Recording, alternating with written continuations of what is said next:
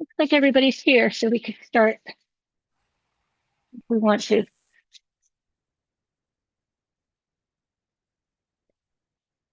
Good evening. The Eastham Conservation Commission will hold a hybrid public meeting on Tuesday, October 14th, 2025 at 6 p.m. pursuant to Massachusetts General Law, Chapter 30A, Sections 18 to 25, Open Meeting Law, MGL Chapter 131, Section 10, Wetlands Protection Act, and Chapter 155 of the Code of the Town of Eastham, Eastham Wetlands Protection Bylaw. This meeting is being broadcast on Public Access Channel 8 and streamed on YouTube. It will be rebroadcast on Channel 8 and meeting videos will be available on YouTube. Before we begin, a quick reminder, while our meetings are relatively informal, the Commission uses a simplified version of Robert's Rules. The chair runs the meeting and everyone should speak through the chair after being recognized. Please raise your hand if you wish to speak. We allow discussion between commissioners, staff, and applicants, and may extend that to abutters. For NOIs and RDAs, the applicant will present first, followed by discussion with the commission and staff. Once commission questions have slowed, abutters will have a chance to speak, followed by other members of the public as time allows. The chair may set time limits if needed. Please keep your microphone muted unless it is your turn to speak, and let the chair know if you plan on recording the meeting. Most importantly, please be respectful of others so we can keep the meeting productive and focused. I'm going to take attendance and then we'll begin. Janet Benjamins. Here. Joanne Cossett. Here. Greg Douglas. Here. Mike Rivers. Here. Cinnamon Swallow. Here. Chuck Wagner. Here. And Karen Strauss. I am here. Okay. First up, we have a public comments opportunity. If anybody wishes to speak briefly on any topics that are not on tonight's agenda, please make yourself known. Okay. Looks like we have nobody. First up is a request for determination of applicability filed by Jacqueline Kang. Applicant proposes a small outdoor shower at property located at 55 Herringbrook Road, map 17, parcel 500A. And is the applicant here? It does not appear that that is the case. It also looks like we don't have Alex. Karen, I'm here. Oh, you are? I'm in person. Yep. Oh, in person. Okay. Is there anybody to speak to the application by Jacqueline Kang? No. Okay. Alex, you were out there for a site visit with some of the commission? Yes. Greg Cinnamon and I were at the site this morning. The shower is being proposed on the rear side of the dwelling. It was staked out for the site visit. It appears minimal, vegetation disturbance is required for the installation. While not indicated in the application, we just want to make sure that perhaps we can condition a dry well or some other method of water catchment for this shower to prevent any runoff in the resource area. Okay. I also had a question about the size. Small is not a quantitative size. So I was hoping that the applicant might be here to answer that question and to speak to the dry well.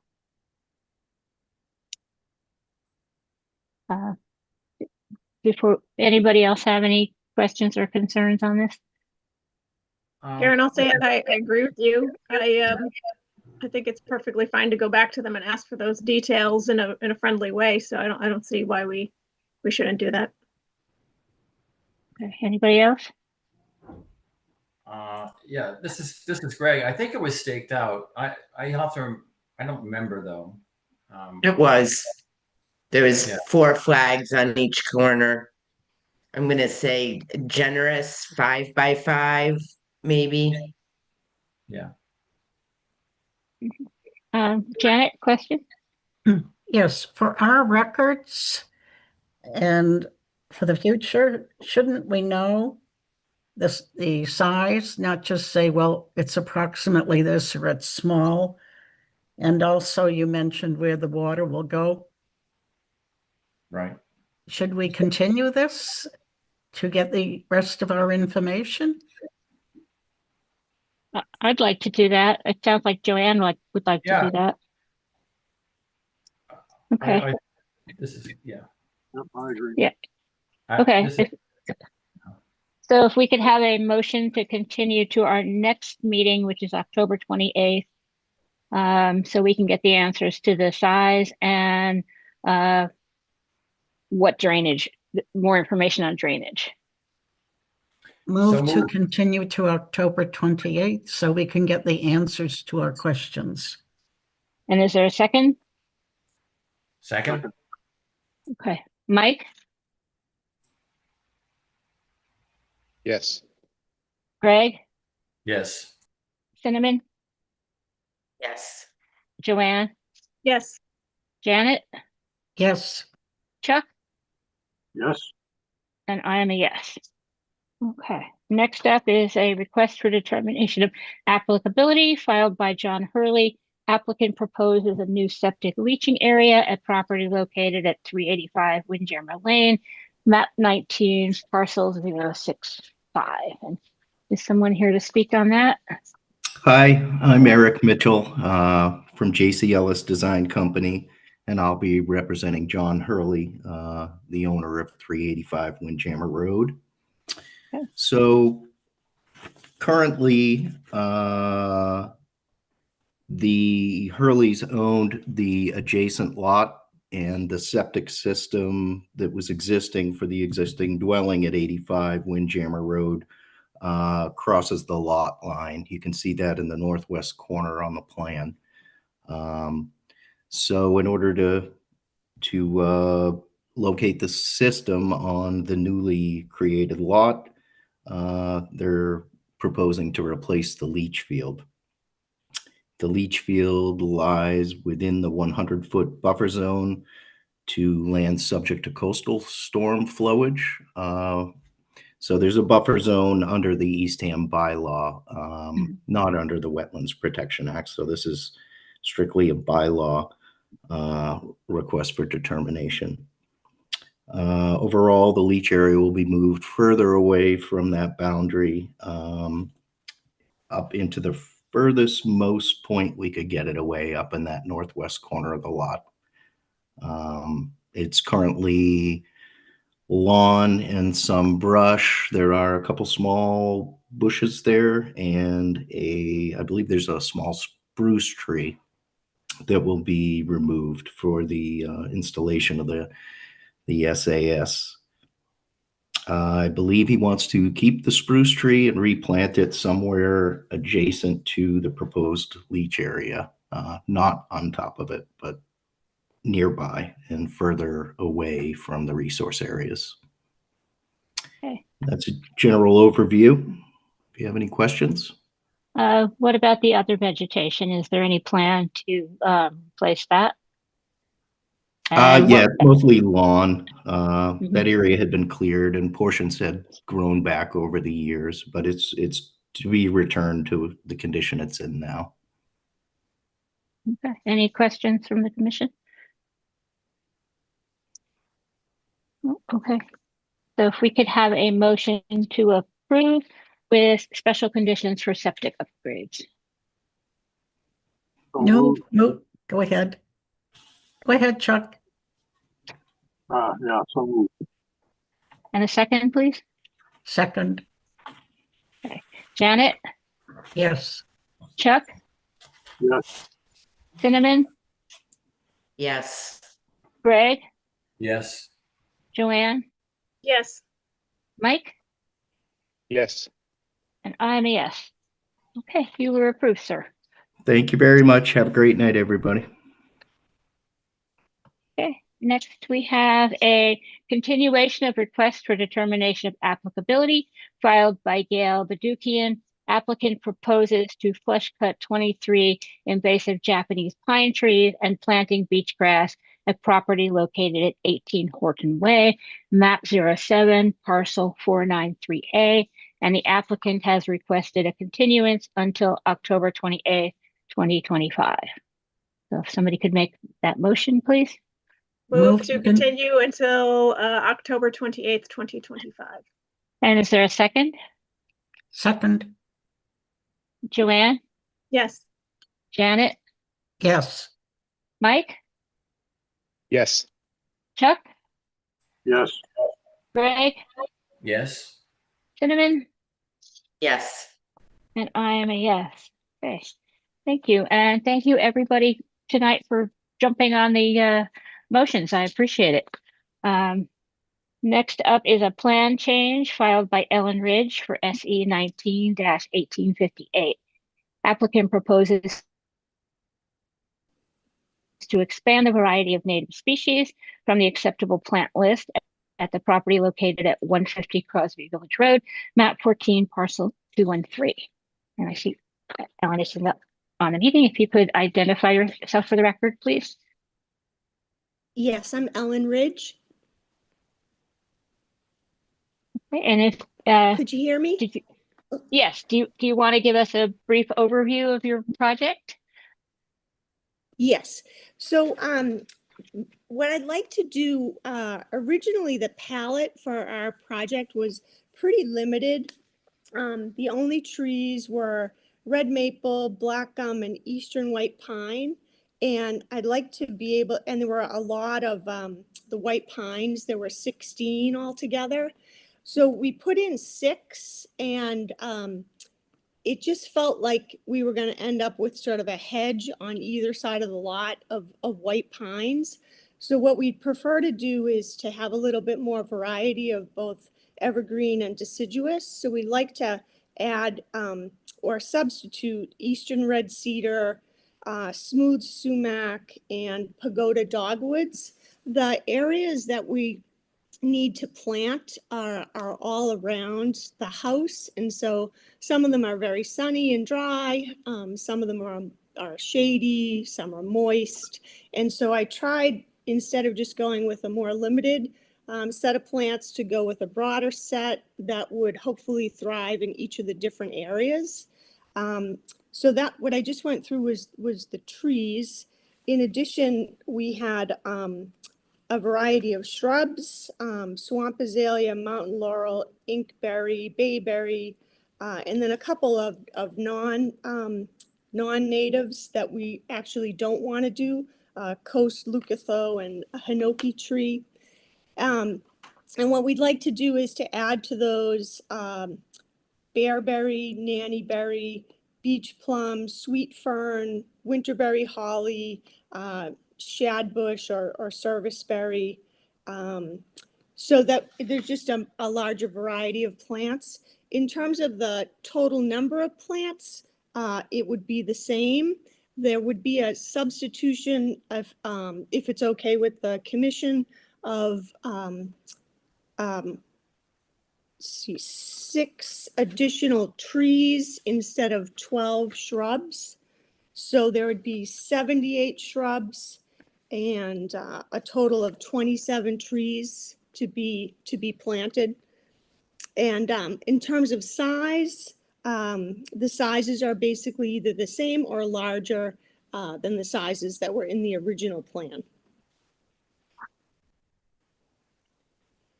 And now, and also now all of the things that would be planted are on the Eastham Conservation approved buffer zone plant list.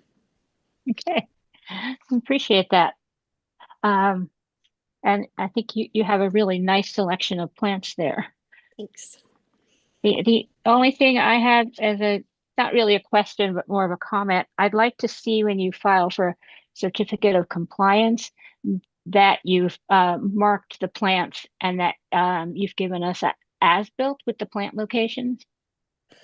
Okay, is it okay if the as-built, what I tried to do in the plan was, there are 4 major areas. Because there are so many plants, it's a little bit difficult to specifically locate each plant. And what I did was to say which types of plants are in each of the 4 areas. Is that sufficient? Well, I think because there's so many plants, when we go out to review this, once you file for the certificate of compliance, finding all the plants is always a little challenging for us. So, Perfect. My plan is to leave the tags on the plants as much as possible. And then what we've planned to do is there's a lot of fresh wood chips at the transfer station. So we were going to surround each plant with the fresh wood chips, which will help with the identification. And then on top of that, I can do my best, with small print to say what is where. okay, appreciate that. Any questions from the commission? Concerns? Okay, if we could have a motion to approve the plan change. Move to approve the planting. And is there a second? Second, Joanne, yes. Cinnamon, Yes. Mike, Yes. Chuck, Yes. Greg, Yes. Janet, Yes. and I am a yes. Enjoy your plants. Thank you very much. Okay, next we have administrative review filed by Chris Waltz. Applicant proposes to install an osprey nesting platform at property located at 18 Asparagus Lane, map 19, parcel 036. Yes, hello. Hi, if you could identify yourself for the record, please. Yep, I'm Chris Walls. Okay, just want to run us through your project real quickly.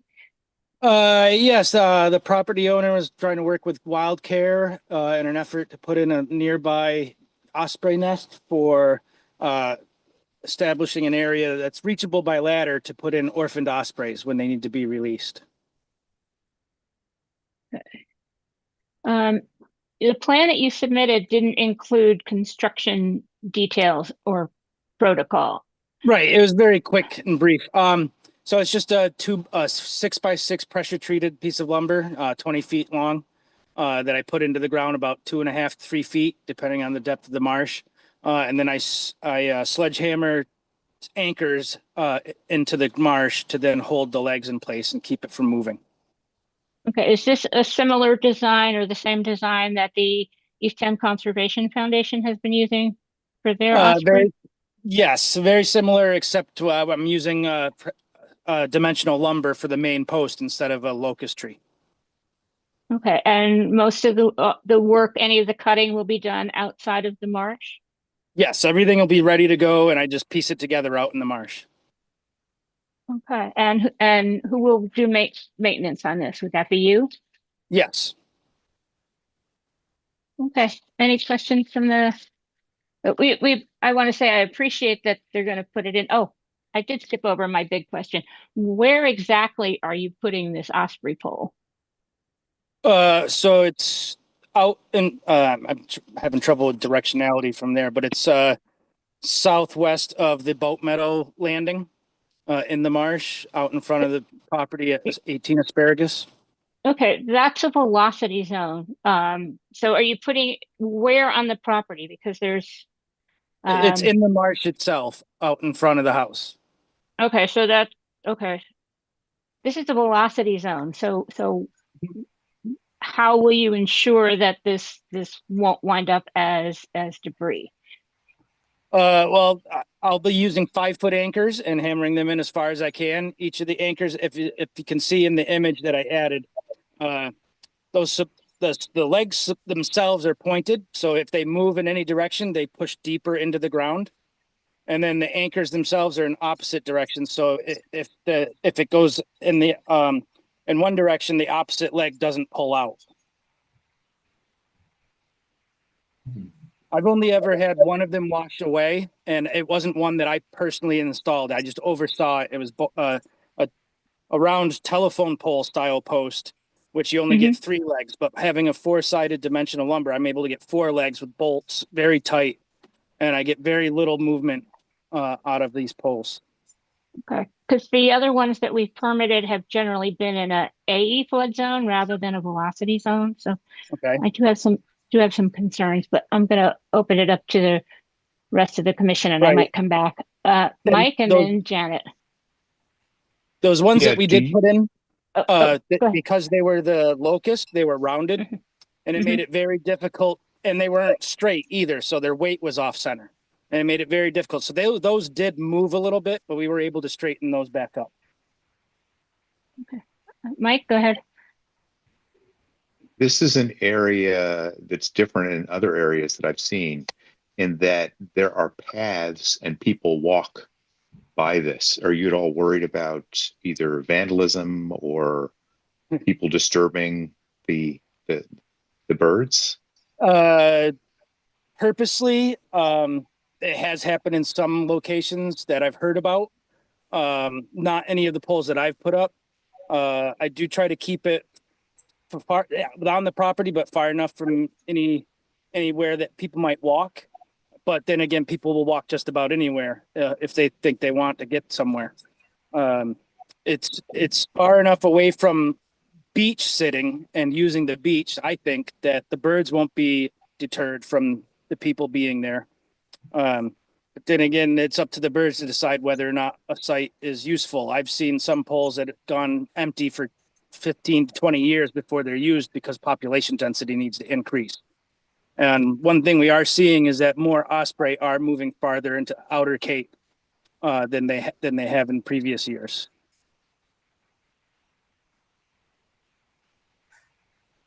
Anything else, Mike? Janet and then Joanne. I applaud the addition of another osprey nest. Thank you. I have to follow that, Janet. I just wanted to ask, certainly sounds like you've done your homework. How many other poles of this design nests of this design have you installed? Just to give us some confidence building on the likelihood that this will survive in a velocity zone. Thank you. Okay. I've put up over 40 across the Cape. I wasn't aware of like velocity zones. I do have several up in the Barnstable Great Marsh in Yarmouth and Barnstable. Again, the only one that washed away was deeper into the marsh. It gets fully inundated with water. And it was in a softer part of the marsh. So I think that's part of why. Plus, it was the 2017 nor'easter that really ripped it out of the ground.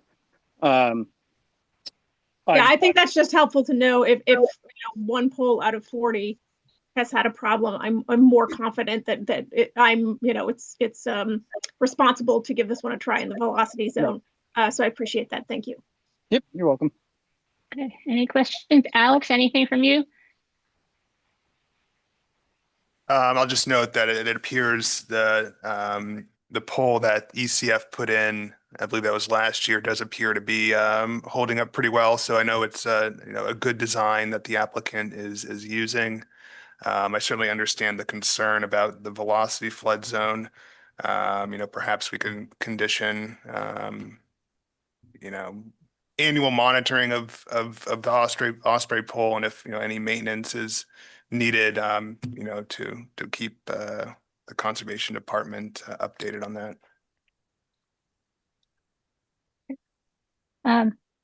So I'd also like to see you submit, and this could be after the meeting, a construction and design protocol in writing, Okay. so that we have that. And then I like the idea of conditioning an annual monitoring of the pole. Well, that's helpful because usually the homeowners tell me every year whether or not they have ospreys, and if they're leaning a little bit, then I go out and fix them. Considering the velocity zone and where the wind comes in, if something does get ripped out, a lot of times it just gets pushed farther into shore, and then it's a little heavy, but it's all pieced together with bolts and washers and nuts, so I'm able to take it apart and actually move them. I've actually taken one out of the marsh from where it was unsuccessful and been able to move it to somewhere else. Good to know. Alex? Excuse me. I also note, the location was marked for the site visit. It's highly visible and it does appear to be quite accessible. If maintenance is needed on the Osprey pole. So I just wanted to make note of that. Okay, I just want to make note that this has been an area of high erosion over the last 7 years. So that also is a concern that that might be handled by yearly monitoring. No, it's not just erosion. The reason the erosion is there is the ice flows are gouging it out. And I wonder if this thing is going to get knocked over the next couple of years when the ice comes in. I did the one I have that's been up the longest. We put it in 2008. It's in Barnstable Great Marsh. It's within probably 15 feet of one of the larger, I guess I wouldn't call it a drainage ditch, but creek. And ice flows have only broken off one leg, which is easy to replace because it's all nut and bolts. I'm able to unscrew it and put in a new replacement leg and anchor. Chuck, anything else? I'm just remembering 3-foot thick ice flows a few years back. It ought to be interesting, but I don't have an objection to it. So, okay. Okay. So if we could have a motion to approve this with the construction and design protocol to be submitted after, with annual monitoring and maybe just a email to the conservation department to let them know how it's going. And then special conditions for Osprey poles. So moved. Is there a second? Second, Joanne? yes. Janet? Yes. Chuck? Yes. Mike? Yes. Greg? Yes. Cinnamon? Yes. And I'm a yes. Okay, good luck. Thank you. Okay, next. We have administrative review filed by Lori Sherman. Applicant proposes to replace rotted decking and some structural timbers as needed at property located at 20 Richard Lane, map 21, parcel 062E. And who's here to speak on this?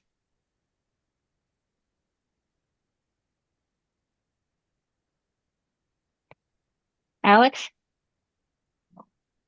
I just want to mention for the record that this is for a dock. That wasn't clear in the description. And is anybody here to speak on this? Anybody with you? Nope. Alex? Nope. Okay. Let's go on to, go ahead.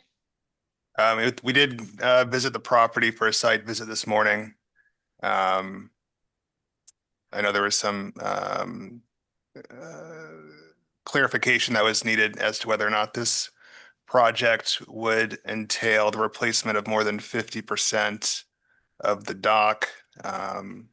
I think details are sparse, but from what we observed on our site visit, it did appear that yes, that perhaps this would be more than 50%. I'd be willing to continue this to hear from the applicant at the next meeting, but that is certainly some clarification that we will need going forward. Right, I have a lot of questions about this as well. And our new dock regulations might require a different type of filing for this work. Should we just continue it to the next meeting? Yeah. Then? Yeah. Okay, if we could have a motion to continue to October 28th. Move to continue to October 28th. Is there a second? Second. Okay, Greg? Yes. Cinnamon? Yes. Chuck? Yes. Joanne? Yes. Janet? Yes. Mike? Yes. And I'm a yes. Okay, next up, we have administrative review filed by David Henkel. Applicant proposes to remove some invasive plant species, privet, bittersweet, olive, etc., and to trim native species, choke cherry, etc., that are extremely overgrown at property located at 35 Bayberry Lane, map 13, parcel 159. Is someone here to speak on this? I don't see anybody. I will ask then, you guys were out there for a site visit. Does somebody want to talk about that? Greg, maybe? Sure. Yeah, it was just general landscaping around the house. It was unclear to me exactly where. I mean, there was a front area that had a number of invasive species, but it looks like that it's a good idea to remove some of them, but I'm not clear exactly how or where exactly or how much. So we'd need more definition, I think, moving forward. Alex, anything? Yeah, I mean, I agree with Greg's assessments. I have met with the property owners, at the site previously. I know they're interested in doing some invasive vegetation management in the front part of their yard. It's between the 50-foot and then the 100-foot buffer of the top of Coastal Bank. I think it would be appropriate, in the scope of an administrative review to allow, some hand pulling of the bittersweet, and there's, some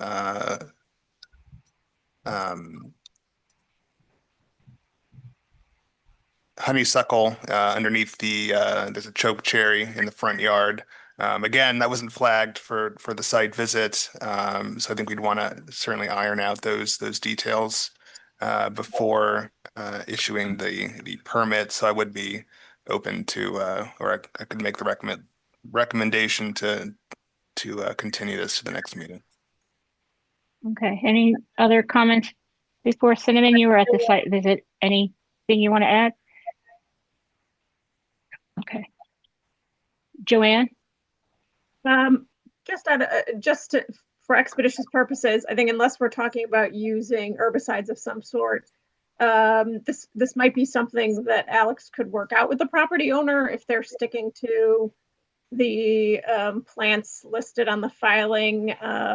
I'm curious for those who were at the site visit, though, if that's something that we could approve now. If there were anything other than kind of mechanical, physical removal of plants, I would want to have them back, but just wanted to put that out there for thought.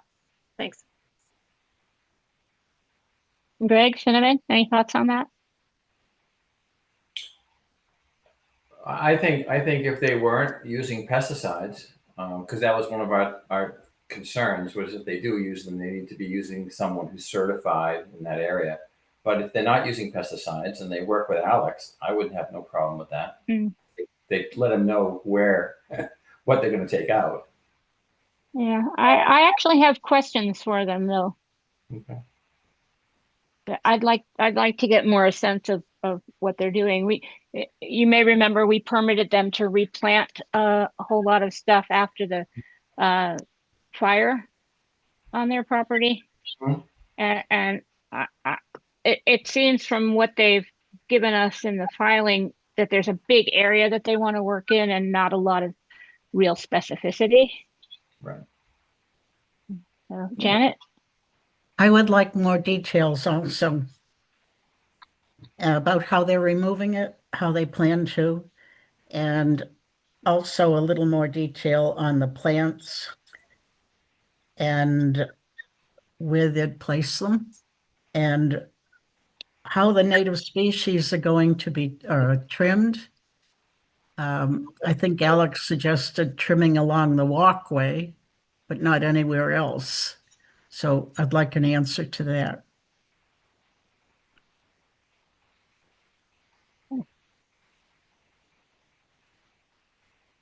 So it sounds like if everybody's okay with it, that we'd like to continue this to the next meeting. Okay, if we could have a motion to continue to October 28th. So moved. And a second? Second. Okay. Mike? Yes. Chuck? Yes. Greg? Yes.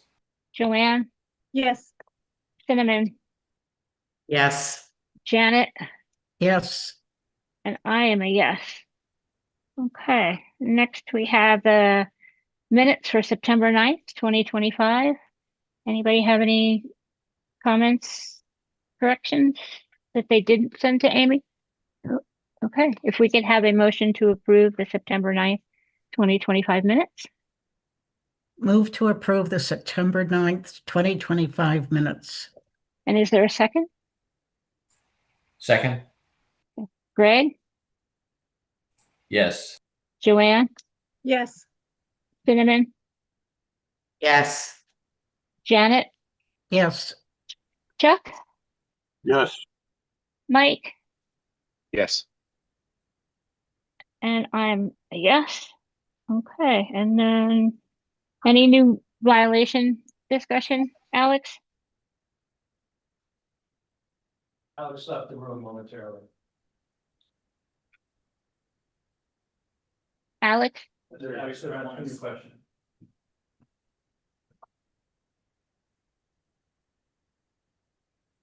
Hi, Karen. Sorry. Hi. We're working on the video issues in the Earl Mountain Room, two places at once. Oh, What was okay. your question? Any new violation stuff to discuss? No new violations to report to the commission tonight. Okay. Liaison reports. Janet, CPA?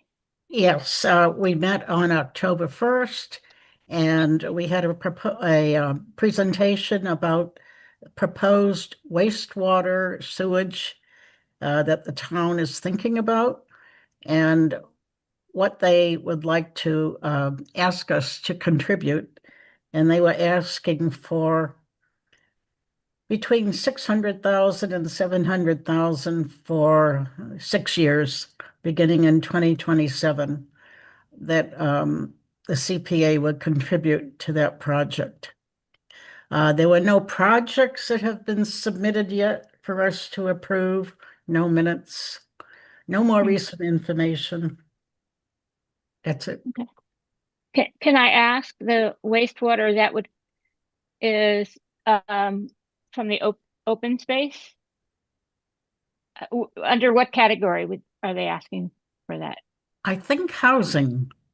Housing. That makes Because sense. the housing cannot be put up without the wastewater. Okay. That makes sense. Okay. Greg, anything from the Forest Committee? I don't think it's met yet, right? No, we haven't had a meeting, not till I think November, December.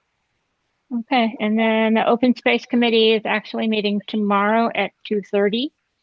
And the Strategic Planning Committee is meeting again in December, but nothing has happened since I last reported. Okay, and then training and updates. Alex and I went to a session at Audubon's Long Meadow last week on how to talk to people about climate change and how to do engagement, which was pretty interesting. There were a lot of people from various organizations around the Cape working on the same kind of issues. And we basically shared ideas on how we've done public engagement under other projects and things in the past. So, okay. Other discussion. So we did receive a letter about nourishment at 49 Longstreet Lane. Alex, are you there? Yes, Is the people who submitted the letter in attendance? that is right. Yes, they are here in attendance. So Okay. there's not going to be video? Do we have video, Karen? Can you? We do not have video. Okay. All right. But audio is clear, right? Audio is good. Okay, that's important. So perhaps if they might like to just introduce themselves for the record, and we've all gotten the letter and had a chance to read it, plus the email that you forwarded to us this afternoon. So maybe if they would like to just run through it briefly for us, and then we could have a discussion. Great, thank you. There's two of us here. I'm David Longfritz. I'm at 49 Long Street Lane, which is otherwise known as Bayberry Trust. It's really a fancy name for a cottage co-op. There's 8 cottages. You may be familiar with this property. It's 8 cottages of only like about 600 square feet each. And we have a rock revetment in front of our cottages. And my name is Jim McDermott. I live in 33 Cranberry Lane. It's a single family home. We have a revetment that's completely buried under sand at the moment. So I know the agenda said 49 Long Street Lane nourishment, but that's not really why we're here. We're not, neither of us are here to ask for a reduction in the annual sand requirement for our properties, nor are we arguing that sand renourishment. I don't know if it's nourishment or renourishment, but nourishment. I don't know if sand we're not asking that sand nourishment be discontinued as a practice. What we're here is to make the committee aware of some issues we've discovered around this whole process of sand nourishment, and to look for the committee's help. Sometimes a policy is written that makes complete sense at the time of the writing, but new data and circumstances evolve that maybe make the policy no longer fair, or maybe even consistent with new environmental variables. And we think that's what could be going on right here. So our only goal for this meeting is to present the committee with some data, called, if you will, and that you may not be aware of, and have an open discussion. I think you said can I assume that everyone's read my brief and they're familiar with Greg Verman's white paper? I think you can. Okay, great, thank you. Before I add some more context, does anyone have any questions about the paper, or would you like me to continue with my comments? I think you should continue, and then we'll discuss it with you after. Okay, all right, great. One of the things that I did not speak about in the brief I sent you, I was kind of conscientious of keeping it to just one page, is the possible detrimental effects of sand nourishment, unintended consequences, if you will. We think that we've seen them. Both of us have lived on this beach for a long, long time. I've seen a giant patch of seagrass in front of our property slowly die, and it's now gone. Jim has seen the herring run at Cole Beach fill up with more and more sand, impeding the progress of the herring. There's no way of knowing whether this is causal or coincidental to nourishment, but that's one thing I did not speak about in the brief, and I bring that up. I did send this brief to 2 people and asked them to challenge anything I'd written before I sent it to you. The first one was to Greg Verman, he's no longer at Woods Hole. He's now the Director of Natural Resources at Chatham. And I think one of his responsibilities is the conservation office there as well. I apologized to him. I said, I know this isn't your day job anymore, but if you could read my brief for me before I said, and I appreciate it. He did respond fairly quickly. He wrote, your information on bullet number 3 that references my report seems to correspond with my collection of that citation. That's all he wrote. But he did do a soft introduction for me with Brian McCormick, who replaced Greg Verman at Woods Hole. And he's the coastal process and hazardous specialist at Woods Hole. Brian responded right away also. He said, give me 2 days, I'll read it thoroughly, and I'll give you a thorough response. And true to his word, 2 days later, he sent me an email. I won't read all of it to you, but I'll read some of the pertinent parts. Brian wrote back to me, I would agree that making sure the proper volume of sediment is being brought in is critical. And as you noted, the sand can seem cyclical in nature with times of accretion and erosion. With that said, revisiting rates using best available data could be beneficial both naturally and financially. The problem, of course, is assessing, collecting, and interpreting these data. Starting the conversation with the commission around methods that could be implemented by homeowners is a great jumping off point. Also, I can't speak directly to the seagrass and herring run without study, but they're well worth mentioning as they are natural features that are well worth protecting. I followed up with an email to Brian and asked him one more questions, and I told him, listen, the Eastham shoreline is pretty homogeneous. From north to south, it's very much the same. It's all facing dead west. There's no significant tidal inlets other than on the southern border with Orleans. Could our conservation officer be confident if he were to put in one measuring site on one of the Eastham beaches that it reflected what's happening at all of the Eastham beaches? And Brian said he could not get comfortable with that. He did say I could find myself get comfortable, and I think your conservation officer might too, if you were to put in a handful of sites running north to south, and then you could interpolate in between them. He goes, that's something that I would be willing to look, consider as your conservation officer might as well. I don't have any other comments, Jim. Do you want to? No, the only comment I would also make is that we put our revetment in probably 13 years ago after, you might remember Storm Nemo, when it came through and it took out about 15 feet of beach up and down these Eastham shoreline.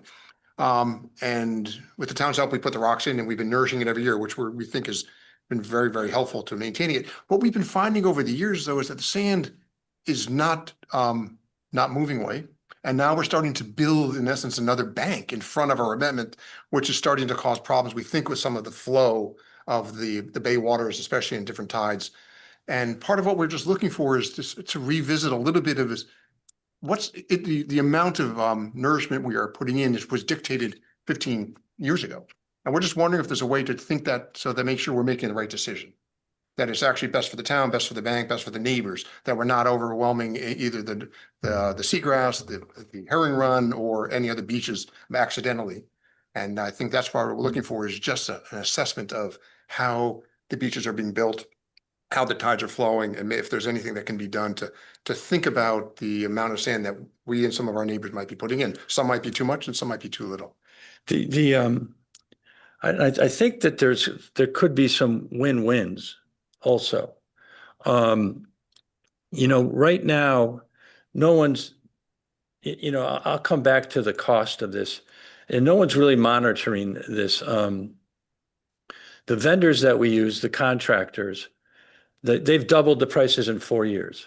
For our property, last year we paid about $5,500. This year we paid $11,000. Double. And I think we can agree the sand probably hasn't doubled in cost. I think we can probably agree labor hasn't doubled in cost. My guess is what's happening, these people are unsupervised, these vendors. They know we have to do the nourishment. I think their profit is what's increased substantially, not their cost of goods or labor. And they know no one's watching them. And I think if nothing else, I just saw earlier today that Mayor Healy, I saw it on the news before I came over, Mayor Healy wants to audit electric and gas bills, every single line, to make sure customers, her client, her citizens of Massachusetts aren't overpaying. Maybe we need to do that with these vendors. Someone's got to make sure that they're just not running away free. I'll give you a couple win-wins potentially, and I'll, sorry if we're speaking too much. One would be that, we do set up a handful of measuring sites from north to south. The win-win is the commission can make sure that we're not over-nourishing, that we are, as Woods Hole say, monitoring it, which is a critical element of any nourishment program. And you would save homeowners having to each individually spend $10,000. One of the guys I spoke to said he did one for $20,000 to get the surveyed plan and nourishment calculation. That's a potential win-win. Another one is there's this giant mound now forming in front of our seawall. And it's much like what you were talking about. And it's actually, I think, dangerous because when the waves go over the top of it, then they go on the downslope into our revetment and they start to undercut the rocks and could create sinkholes. One thing could be to say to some homeowners, you don't need to bring in more sand this year, but you need to have a bulldozer to rearrange all the sand that there is and push that sand up against the rock revetment and recreate that natural slope that goes down to the water. I don't know how good of a picture I'm painting or Jim is, but maybe a site visit with him and I with Alex and a couple of you guys. But I now know I've talked too much. If anyone has any questions or comments, please. Okay, we thank you for coming to talk to us. We always appreciate that. I went through your letter and I have a few comments, but let me start with the fact that the basis for nourishment is that you are and we are sympathetic to the cost of sand. It's gone up as it becomes increasingly scarce and expensive, and that this is a growing challenge for property owners with revetments and coastal engineering structures. However, these costs are a consequence of having a hard structure in a sensitive coastal environment to protect your house. So it's not a new obligation. It's part of a long-term stewardship required to mitigate private impacts on public resources. So the nourishment replaces the natural sediment that would come out of the coastal bank due to erosion, and that is blocked by the revetment that is protecting your house. So the sediment, this is important for the public values of storm damage prevention, flood control, wildlife protection, and so on. So it's not an added public benefit, it's a replacement for the benefits that were lost by the fact that your revetment exists there. The basis for the nourishment volume is a formula provided by the state that is based on a 30-year average erosion rates and the length and height of the revetment. So perhaps we can look at or you can submit to us any changes in the erosion rate since you filed your got permits for your revetments. One was in, I think the Longstreet one was 2011, and Jim, you said yours was about 2012. Yeah, correct. So that seems, it's 10 years. That would be a good opportunity, a little over 10 years, to review if the erosion rates had changed from the state data. So we would have to actually have data. Oh, we've got a picture. No, we don't. We would have to have actual data in order to review, not anecdotal information that you've been sharing with us. Okay. So and then you would have to submit a request to modify the nourishment requirement. That would be a plan change request. And it would have to be supported by data. So the town doesn't, your contract with the people who do your revetment nourishment is a private contract with you, and the town basically just, once we permitted it, we looked at the order of conditions is being complied with, and that the staging permit is being complied with, and the granular nature of the sand is compatible. But how much you're paying your private contractors is not a matter for the town. That's a private matter between you and your contractors. You said in your I'm gonna finish and then I'll give you a chance. You said in your letter that you'd like to see a public tax on this, and that's actually not something that a town in Massachusetts is allowed to do. Taxes come from the state. The town isn't allowed to do its own tax. And if the town were to take over Nourishment, it would have to clear property rights with every single owner along the beach, and it would still want to charge you for the sand and the work, because this is a private benefit to you to have the revetment to protect your house, and a public obligation of yours to provide the nourishment that your revetment blocks. But if you were interested in putting together, working with engineers, a properly formatted study and going ahead with that, I think the commission would be very much on board and interested with looking at the data from that. And I think that's my comments. So if you would like to respond to them, and then I'll open it up to the rest of the commission. So Karen, what you just described is the current process. And, right. and that's what we're here is to say, we think it's broken. That for instance, I'm a officer and a trustee of Bayberry Trust, of the 8 cottages I represent. I can't go to them and say, we need to spend, I'm not sure what, 7,000, 9,000 for an outcome that's uncertain. It's too prohibitive, the cost for us to do those individual surveys and then come here and, for who knows what happens. And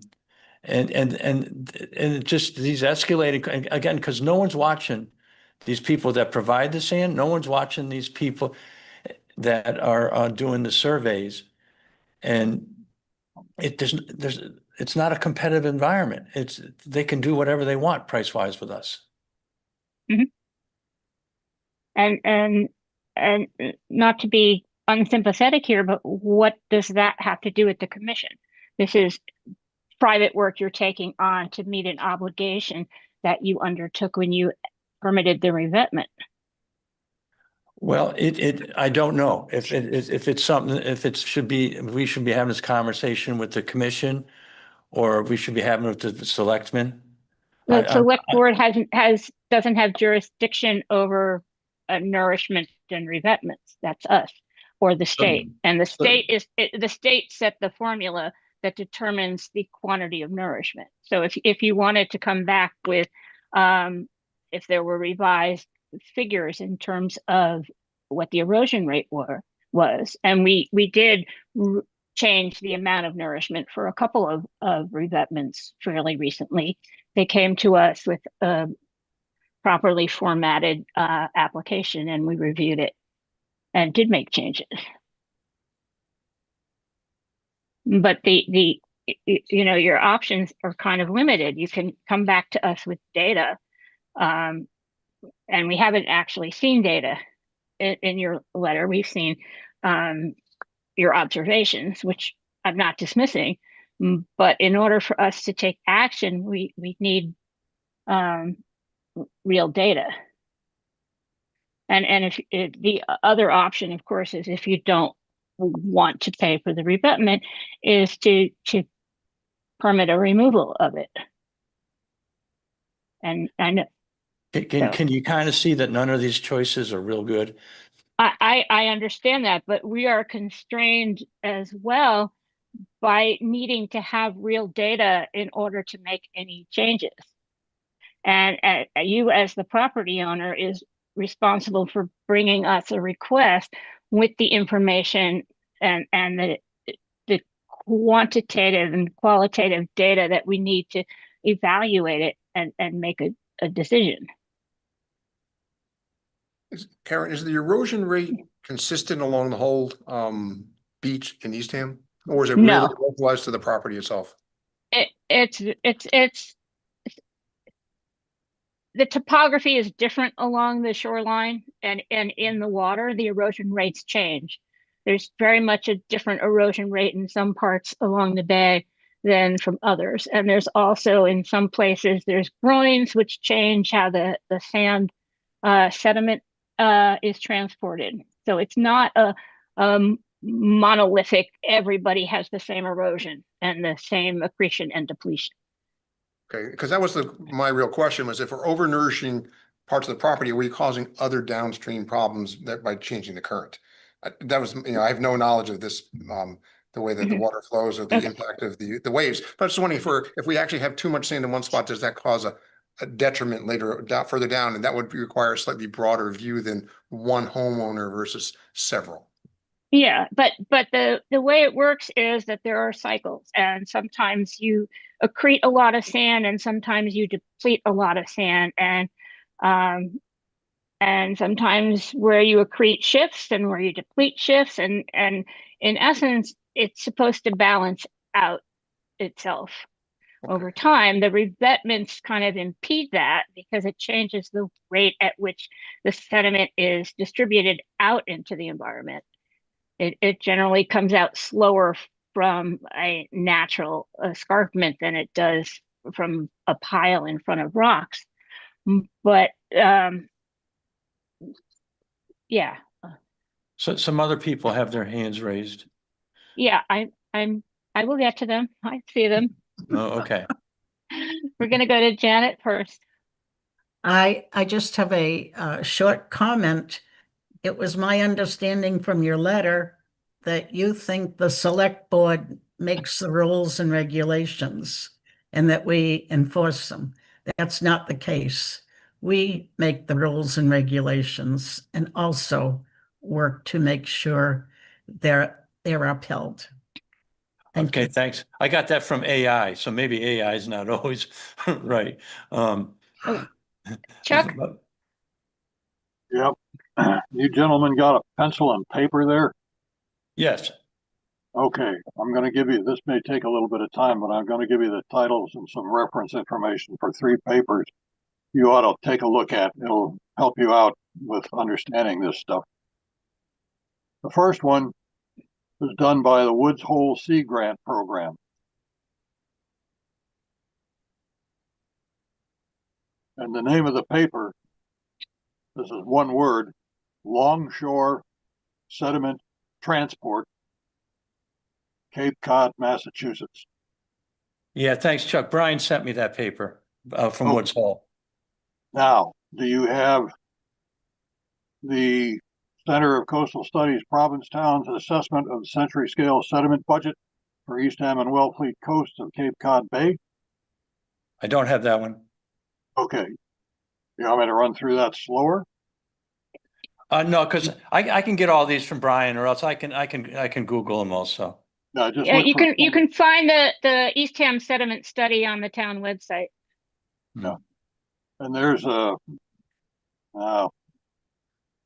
if you use those 2, the references in them will be very helpful. There's a half a dozen other papers out there on circulation. And one of the problems is that because we're close to the crotch of the elbow down here where Eastham and Orleans come together before you go west to Brewster, circulation is quite episodic and changes a lot through the year, winter, summer. One other thing, you were talking about grasses and sand.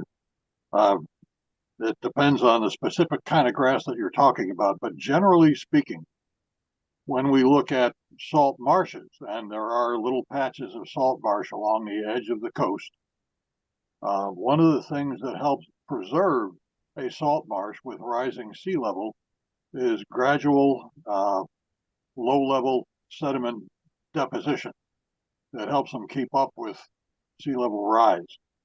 And I think if you're losing grass there, I must have been talking about ice 3 times tonight, but I think it's because the ice flows are coming in and gouging it right out. And that's it. Ice flow hits it and it's gone. Doesn't come back. Anyway, that's me. Thanks. Yeah, but just north of our wall and just south are huge, giant, healthy grass patches. It just seems in front of our wall with the sand renourishment, but we have no idea if there's a causal link between the two. You know, the sand moves along the shoreline. It doesn't move straight out. So Yeah. you got to look down shore from where you are. You know, so you notice that one of the things that we haven't done here is to argue about whether nourishment makes sense or not. We're fine with that. In fact, I think it's a pay me now, pay me later situation. I mean, we don't nourish in front of our walls, you could end up getting sinkholes, and that would be even worse from an expense. And we're not talking about not having some sort of measurement or monitoring. In fact, that's what the Woods Hole paper says, is that any nourishment program should have a monitoring program. What we're talking about is, or asking, I think is probably a better word, is asking for the commission, which I now know that is responsible for this decision making, which is good, to care that we're we're between a rock and a hard spot in here, where the expense of getting the survey done is hard to justify, and the expense of continuing to nourish at the current rate, is the way it's going up every year, is difficult. Yeah, I guess that's the only word I think. We're asking you to care somehow and do find some way to alleviate the situation. The science we don't disagree with.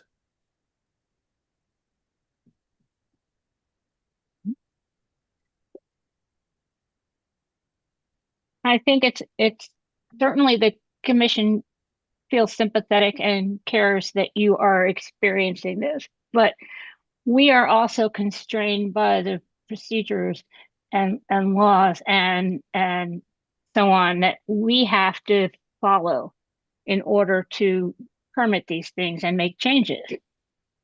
And to make changes, we have to have data. And as the homeowner, it is your responsibility to get that for us. So we don't have a budget to go out and run studies and do surveys. We rely upon data from the state. We rely upon other studies that are done by scientists. And we rely on data that the homeowner brings us from their engineers or coastal process specialists or whoever they hire to work on their revetment and their application. So it's not that nobody cares, it's that we all have our constraints in how we can deal with these things. And we all have our obligation.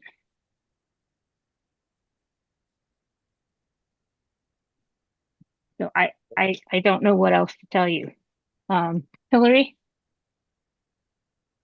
I think I just want to add, because it seems like we're hearing the same sentiments on different properties with different projects, and most of them are coastal, that people are running low on funding to support their projects. And I don't have a solution to it. I'm sympathetic to it also. I don't have a solution, but this isn't the first time that we've heard it. It's not the second time, and it's not going to be the last time. And I wish there was a solution that I knew of, but I think we have to all put our minds together, because we don't want to see these structures fail. They will fail if we don't nourish them. The beaches will drop if we don't continue to nourish them. And yet I agree it's becoming more costly. And this is sort of where we were going with that CZM grant, to see if there's an option to bank sand or form a sand bank to possibly get resources at a lower rate to make it more economical, or get neighborhoods to go together and go in on sand and maybe get a cheaper rate because you're buying more. So we began sort of investigating these options, but we haven't found that golden ticket yet. So I think I want to say that I hear you, I understand your frustration, and unfortunately what Karen suggested, hiring a consultant to go out and evaluate how much nourishment you've put out, what it's doing, what its impacts are, is probably your best path forward at this point in time until we come up with larger wholesale solutions for this. But you're not alone. Well, thank you, Hillary. That was nice to hear you say that. You know, one of the things, you know, coming back to, you know, the metaphor, I'll give you the metaphor of the unmanned police car, right? You just put the unmanned police car on the side of the street and it slows people down. If you were just to simply to go to these contractors that we use and say, you'd like to see, it's like when a homeowner does a renovation project, you want to know what the cost of materials are and the cost of labor. If you were just to go to Anchor Marine, I think we both use Anchor, right, Christian?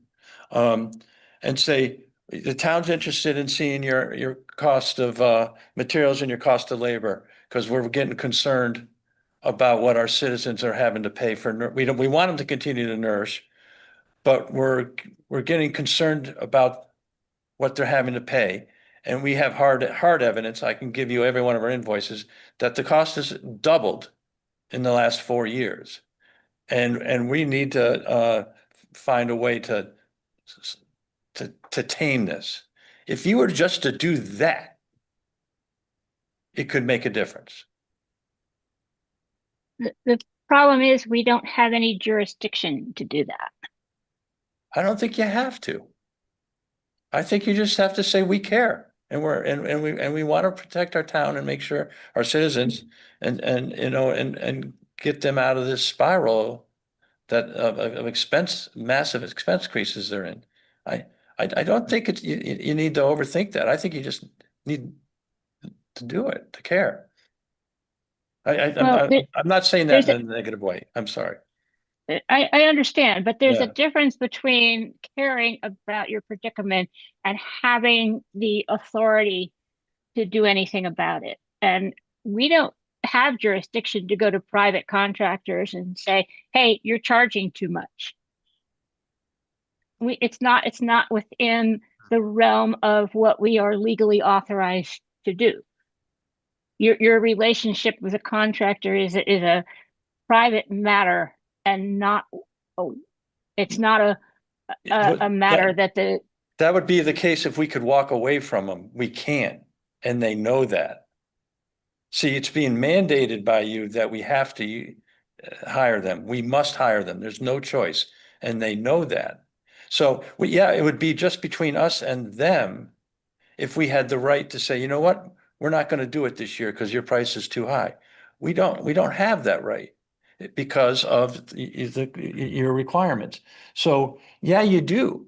But just by simply making us have to use them and pay them every year, you're part of it.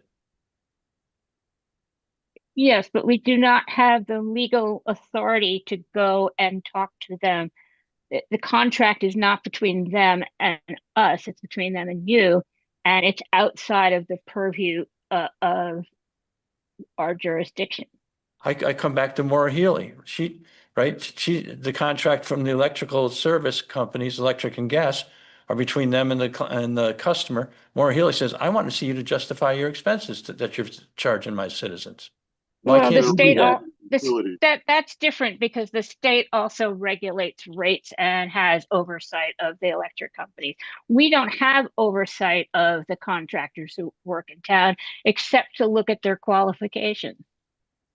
We don't have oversight over what they charge. But you know, but you got to agree. We have no bargaining power. They know that that you are making us have to do this. They know that, so we're defenseless. We can't walk away from them. Right, but we don't have the authority to change that for you. if we went back to what Hillary was mentioning about getting a sandbank or a collective that's actually able to negotiate at a larger scale, is that something the town would be willing to support in some way to put that together, or is that outside of the bounds of the purview of the committee as well? I'm just looking for options that might say, hey, how can we become a bigger power than single individuals? Well, you could get together with your immediate neighbors who also have revetments and see if you can't do a contract together that might cut down on the individual expense of having them come out to the beach for each of you separately. And you might get a discount on sand volume if you're buying more. Okay. Yeah, I think we do that to a degree already, but I was just wondering if there's even a larger version saying, hey, the town would, there's a way to buy, instead of 5,000 cubic yards, way to buy 20,000 cubic yards, we'll get a much better price if that covered more of East Hampton than just the contractors who then would subcontract from the town to get the sand to get a better price. I mean, we don't have to brainstorm the answers here. I was just wondering how far the town might be able to sort of have the influence that would actually be able to help us with not the price, but just the volume or just the negotiation. We don't need, we have too much sand on our property. That's our problem. And truthfully, I've spoken with Christian at Anchor Marine, and he doesn't have a whole lot of patience for talking about the pricing. He knows he's got us. Well, he also has to pay for the sand, which has gone up in price because it's becoming increasingly scarce to find the right kind of sand. He has to pay for his employees, and wages have gone up, and the cost of running equipment has gone up as well. But that's outside of our jurisdiction as well. You could, just suggesting, and this is not, this would be outside of our jurisdiction. You could go talk to the select board about working with the town to do some kind of sand banking and volume purchase on your behalf. But that would not be us. You could talk to the select board. But they have no jurisdiction about how much sand you would need to put on the revetments. They might be able to help you find a better price, but that's outside of our jurisdiction. Okay, that's fine. All right. Yeah, we're not debating the sand. I think the sand's valuable, but I'm sorry. Yeah. Cinnamon? Is there an approved contractors list for these, like there is with the water hookups? I'm not sure. Alex? I think it's like 5 or 6. I know there are a number of contractors that homeowners use for nourishment. I'm not sure if that's a list we provide on our website. That could be something we look into. I was just curious. Yeah, because maybe you can give a star of approval to certain ones based on. Well, we can't recommend one over the other, but we can give you a list of contractors. Yep.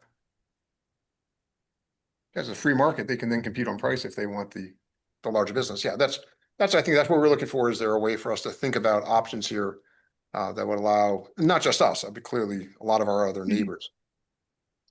Have you gotten price quotes from other contractors? Not in the last 7 years. No, that's probably. I think they may be again. It's probably the time to do it again. I think you're right, Karen. Is there a requirement, Alex, maybe you know, that the people who put in the revetments actually have to nourish them? I would say generally speaking, if you have a revetment, you are required to nourish. I know that nourishment requirement, can change depending on the revetment itself and the erosion conditions at that property.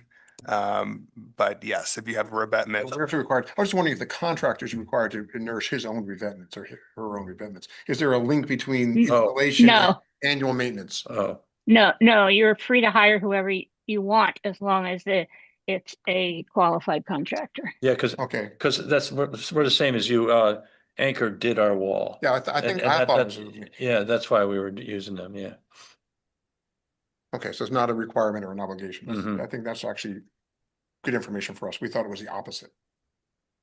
Okay. For some reason, probably our own ignorance of the rules of it, we thought it was actually a link between them and the town and us. There was a requirement for them to nourish the revetments they installed on our behalf. No, you can hire whatever contractor you want. Okay, yeah, that's very helpful. Thank you. Okay. Well, I think we can go and think about this. I mean, obviously, we'll come back to town with data. I think that's always helpful. I'm a very big fan of data. Yeah. So we can bring something back, and or talk to our neighbors and see if there's a collective, bargaining option here. We'll definitely look into that. And we'd be happy to have a continuing conversation with you Okay. as you go along with this. So, but I'm sorry we couldn't be of more help.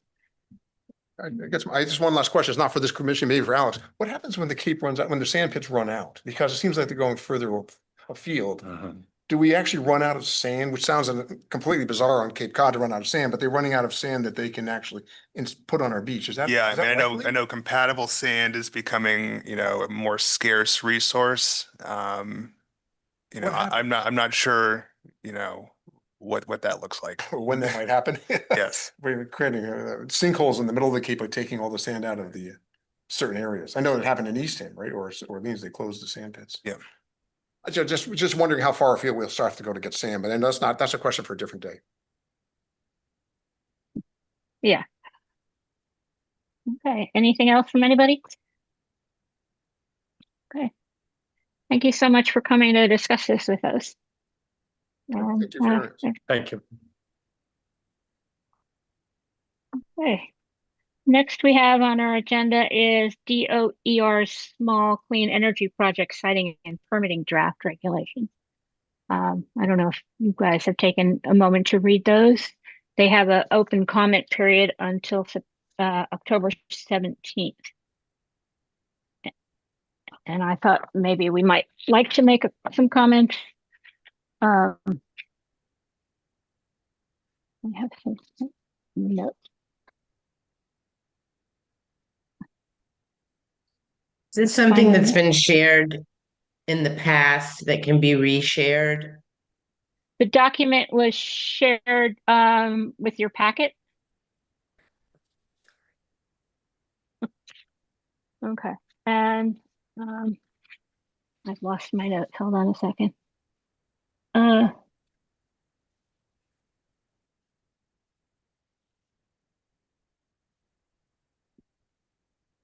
Here we go. So I have drafted a letter, but I'm just going to run through. Did not print that. Okay, hold on one second. Sorry, forgot to. Too much paper. I thought I printed that. Okay, hold on. Sorry about this.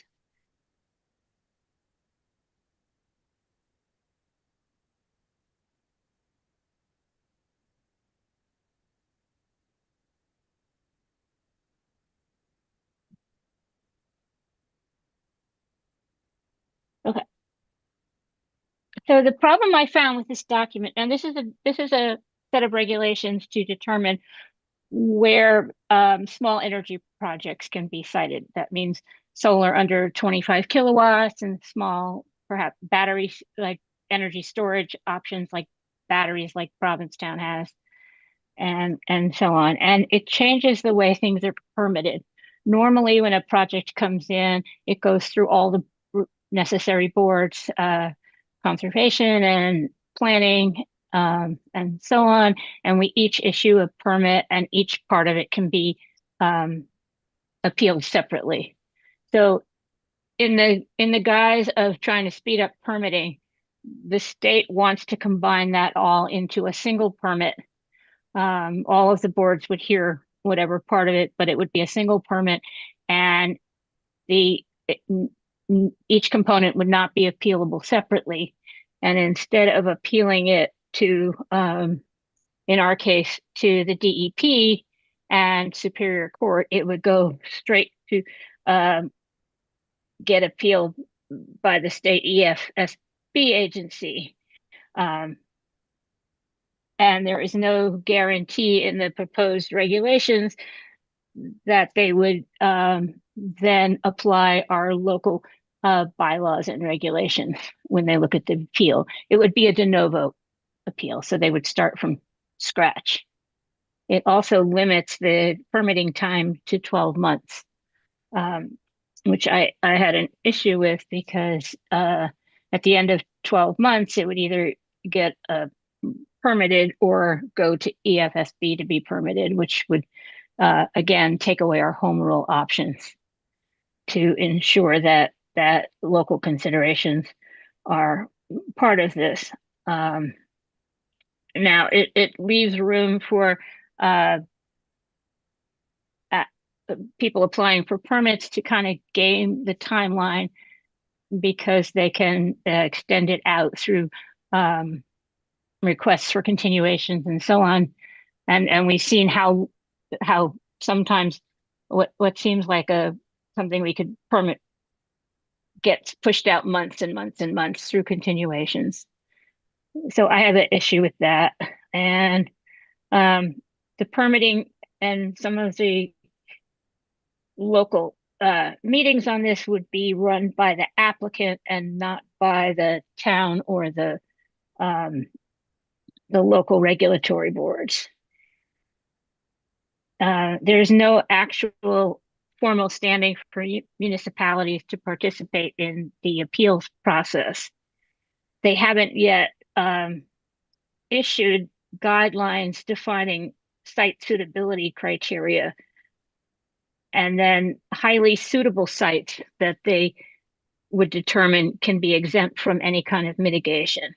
There's no clear standards for groundwater, aquifers, habitat, etc.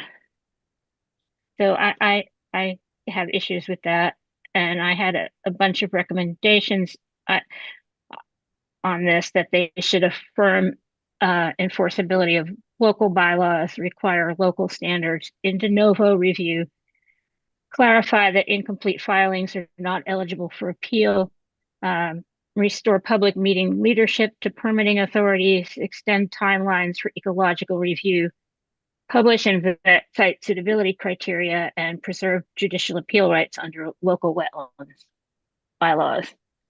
So those are my thoughts. I don't know if you have read the proposed regulations and have any thoughts.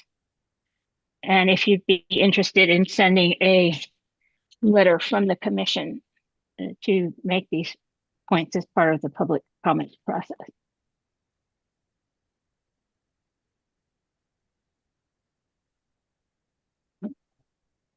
Joanne and then Janet. Karen, I generally agree with your concerns. I do see in here some language that's kind of like a nod to local environmental standards. Perhaps that can be strengthened. In my head, I'm thinking, does it make sense to have a single application, but the Conservation Commission is not part of that single application? Somehow it is called out as a separate process. It's, you know, then it's not single, but it's like single plus maybe. Mm-hmm. And then definitely agree with you on the de novo review, and then also limiting the time is, in my opinion, very detrimental to the process, especially when it's often not, you know, it's not the local jurisdiction that holds things up in many instances, and then, but then as a result, our own process may end up being you know, damaged or impeded as a result. Mm-hmm. So yes, I'm curious, and my final question was, I'm curious, as other conservation commissions review this, whether or not it makes sense to have some sort of collective voice on the concern that the environment, you know, the environmental impact in particular is of concern. I see you wanting to streamline things, so you don't have to go to all the different offices, but the environmental impacts may require it's a separate consideration, and would encourage us to maybe, before we send a letter, to see if there's some sort of collective interest, and maybe, you know, Alex and Hillary might know more about that as this process develops. Thanks. Okay, the MACC did send out a letter to an email to all of us, asking us to look at this and letting us know when the comment period was, but they haven't made any specific recommendations on comments of their own. But it was a very short deadline, and the deadline for comments is actually Thursday. Oh, no, it's actually this Friday, the 17th. And so that would make it very hard to get comments from other conservation commissions. And usually, I don't know. Anyway, I don't know what to say there. Janet? I only read part of it. I didn't get all the way through it. And I appreciate the effort that you put into it, and what you said makes a lot of sense. I understand the desire to have things streamlined. But sometimes, in the interest of having them streamlined, you roll over individuals or individual towns or commissions or whatever who would not fit into that particular category. So I'm in favor of your letter. Okay.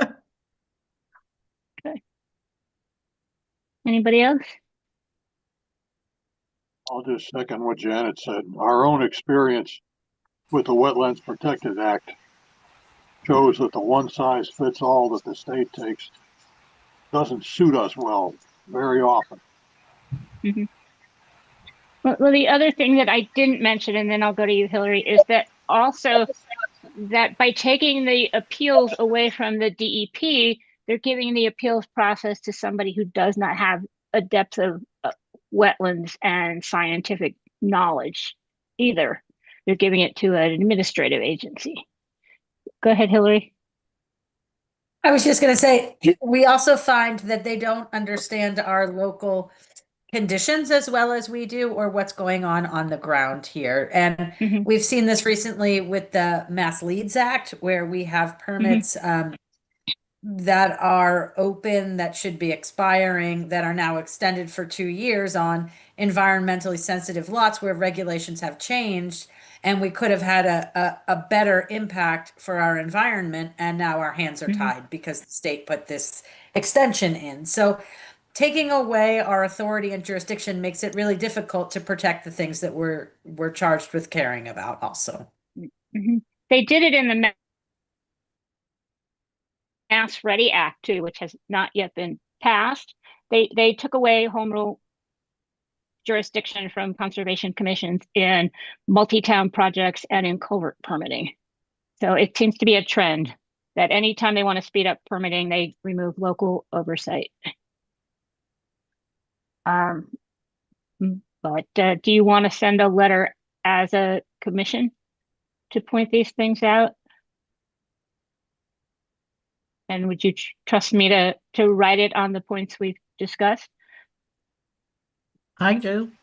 I do. I do also. Okay. Do we need a vote? Somebody want to make a motion?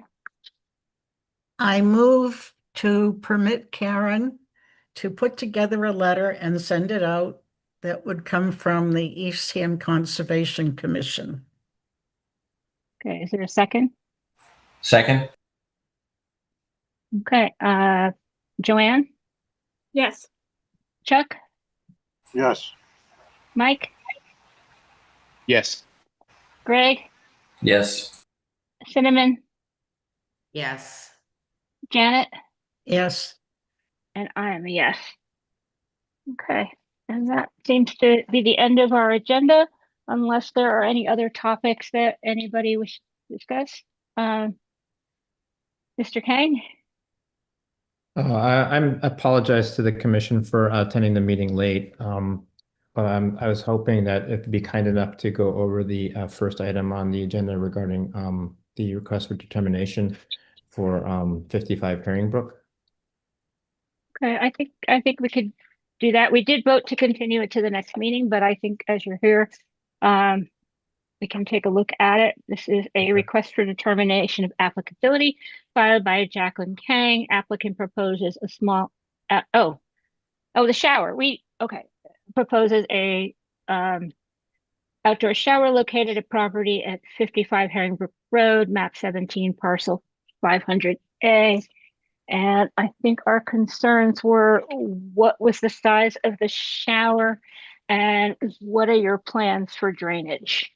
Okay, the size of the shower, it's going to be approximately 4 feet by 6 feet. It's going to be right against the back of the house, right next to an adjacent spigot.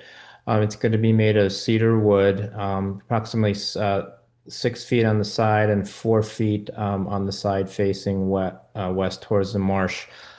We had planned we weren't going to use the shower that frequently, so because we don't go to the beach as much anymore, but we're going to have like a very short raised platform just to have the water just go down and then into runoff. We can also do a dry well if possible, but we didn't think that it would be necessary because it's really not going to get that much usage. Mm-hmm. Yeah, we were thinking either a dry well or some gravel under the platform to. Oh yeah, we can easily do gravel. We were working with JC Donald, and they can advise us on what, or they had advised us, and they said it would be relatively simple since we wouldn't use it, but we could do gravel. I don't think that's a problem. I can come back with what recommendations they make. So we don't generally permit on what you're planning to use it for, but what the use could be in general. So we don't know how much you're going to use the shower. We don't police that. Sure. So we have to permit it on the idea that you maybe use it every day. Okay, I understand. Okay, any questions from the commission on this? Okay, so do we want to, it seems like that the idea of the drainage could be worked out, and then Alex could approve it after, if we wanted to approve it now. Alex? Is that you, Alex? Yes, I can work with the applicant, when it comes to addressing the drainage for the shower. I think either the gravel option or the dry well would be appropriate. That's something we can condition with the determination. Would that be okay with everybody? It looks like, okay. So if we could have a motion to approve, oh, this is not approved. This is a RDA. So if we could have a motion for a positive 2B and a -3 with the conditions that this is that we note it's a 4x6 shower on a raised platform, and that a drainage option of a dry well or gravel will be worked out with our agent after this meeting, and that 24-hour notice be given to the Conservation Department before work, and that storage of materials be in the driveway. So moved. Is there a second? Second. Okay. Joanne? Yes. Greg? Yes. Cinnamon? Yes. Chuck? Yes. Mike? Yes. Janet? Yes. And I am a yes. Okay, so there you go. He'll work it out, the details of the drainage with Alex and your contractor. Okay, thank you very much for hearing our request.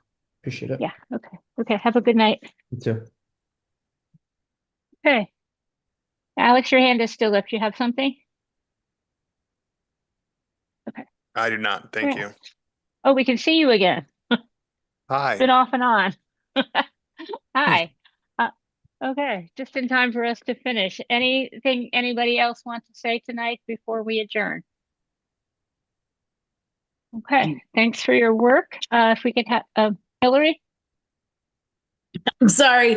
I'm really hung up on these situations where folks don't have the financial means to do what's necessary. And I don't know how to get around it in my head. And I don't have any solutions. So I think I'm looking for some thoughts on any options that might be available, because I feel like we're going to start seeing this more and more. And I'm troubled by it, because we can issue enforcement letters and we can send tickets, but what we really need is compliance, and it's becoming harder and harder for people to.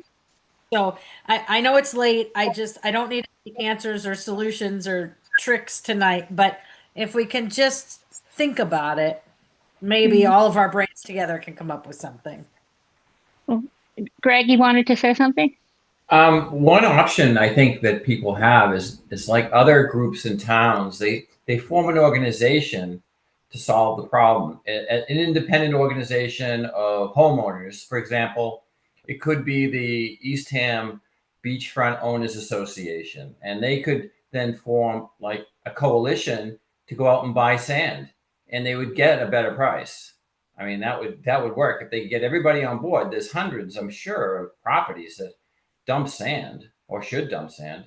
Yeah, and enter into multiple year contracts with these contractors. Exactly. If they form like a group. Yeah, I'm sorry. I'm kind of stuck on the approved contractor thing that they did with our water hookups. I don't know how that list came about. I know through my past employer, we had to fill out an application. And I don't want to add credence to what they were saying, but it kind of puts a little policing on the contractors. Not that we want to get into that, but it just might, I don't know what happened, like I said, with the water connections, how that all came about. It could have been very, very different. But, we're not policing them, but we're, do you have the right insurance? Do you have the, expertise? Yeah, so I don't know. I don't know if that's possible. Yeah, Joanne? Yeah, I have this experience in other professional areas, and having any sort of list of approved anything invokes a certain level of liability for the town. So I would advise against that. That's, I think, why Alex was saying we have a list of contractors, and you can pick from that list. But we're not making any sort of endorsements. But what I wanted to say in reflection of what Hillary was talking about is, I think, why this matters to the commission and why it matters to the town, as she said, is eventually people will stop doing it if it becomes prohibitively expensive and they can't afford it, or they decide they're not going to do it, or whatever. So it is worthwhile thinking about it from the perspective of conservation, because once we get to that point where people start dropping off, then we've kind of gone past the point of being preventive, right? It's like public health. It's preventive medicine versus, treating a disease. And once people start dropping off from the nourishment, then we're out of the prevention zone. So perhaps we can do something, and I don't know what that is at this point, but to stay in that preventive zone before it becomes a bigger issue for the town. Yeah. Amy? I just wanted to let you know that we do have a staging permit out on our website that the people that do buy the sand and spread it need to fill out and give to us. It asks for their insurance. So if you wanted to go out and look at that, that's something that you can look at. And also, I do give people the names of the companies that do nourishment down here when they ask. And I do let them know they should call around and get a price. So I just wanted to let you know that. So if you wanted to go check that out, please. I put the newest one out for this year, like a month ago out there. So it's all set. It's still only a handful of contractors, right, Amy? Yeah, it's like 3 or 4. And I don't believe that Mr. Nickerson is going to be doing it this year, but I'm not positive. So don't hold me on that one. But we do have 3 or 4. And they can go to different towns and inquire and ask and research. So I just wanted to let you know that. Thank you. Yeah. So it's not just the nourishment, it's people affording to take their house down if it's about to fall into the ocean. And we did talk about that. There was during the One Cape Summit, there was some discussion about possibly the state in the future maybe having some financing for that, but there's nothing imminent for that. And there was no discussion about beach nourishment during that or costs of that. But I don't know. It would be hard for the town to take on the cost of nourishing all these properties. And I couldn't see doing it and then having to get memorandums of agreement or whatever with every single property owner and so on and so forth would be logistically a nightmare. And like I said, I'm not looking for answers tonight. I just think it's something we need to contemplate, get some thought and contemplate, because it's not just nourishment. You're right. It's houses that are too close to the edge that need to be moved back or demolished, or, you know, a septic system is failing in a resource area and they don't have money to upgrade it and they can't get a loan because they have no taxable income, you know. So there's like a host of different scenarios. And I just think, I mean, in the past couple months, we've seen, you know, a handful, and I just feel like it's something we're going to see more of. So I don't need answers tonight. Just think about it and get back to me. Okay. Anything else? All right. If we could have a motion to adjourn. Motion to Somebody adjourn. And all together, a second? Second. Okay. Joanne, Yes. Greg, Yes. Cinnamon, Yes. Mike, Yes. Chuck, Yes. Janet, Yes. and I'm a yes. Okay.